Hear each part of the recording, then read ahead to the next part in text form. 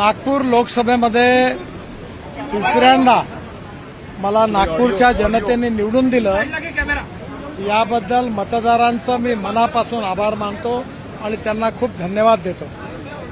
या निवडणुकीमध्ये माझ्या कार्यकर्त्यांनी, समर्थकांनी आणि हितचिंतकांनी रात्रंदिवस माझ्याकरता परिश्रम केले, त्या सर्व कार्यकर्त्यांना धन्यवाद देतो। मीडियामधले माझे आपले सगळे बंधू यांनी पण सहकार्य केलं, या सगळ्यांच्या प्रति आभार व्यक्त करतो।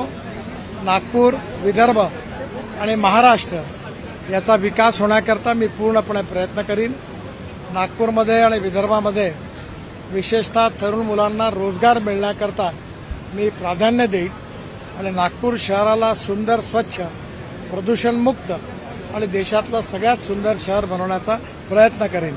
पुन्हा एकदा सगळ्यांना धन्यवाद, सगळ्यांचे आभार, नमस्कार। हिंदी में सर, हिंदी में सर, हिंदी में सर, एक बड़ी जीत हासिल हुई है नितिन गडकरी जी को, किस तरह से देख रहे हैं और क्या मुद्दे रहेंगे सर? नागपुर की जनता ने मुझे तीसरी बार पार्लियामेंट के लिए चुनकर दिया है, इसलिए जनता का मैं बहुत बहुत धन्यवाद करता हूं। इस चुनाव में हमारे कार्यकर्ताओं ने, मेरे समर्थकों ने और मेरे हितचिंतकों ने मेरे लिए जो प्रयास किए, मेहनत की, परिश्रम किया है, उनके कारण ये विजय मुझे मिला है।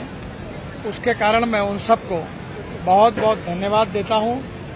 नागपुर, विदर्भ और महाराष्ट्र यहाँ का मैं भूमिपुत्र होने के नाते विकास के लिए तो मैं प्रयत्नशील रहूंगा ही, देश के लिए भी काम करूंगा।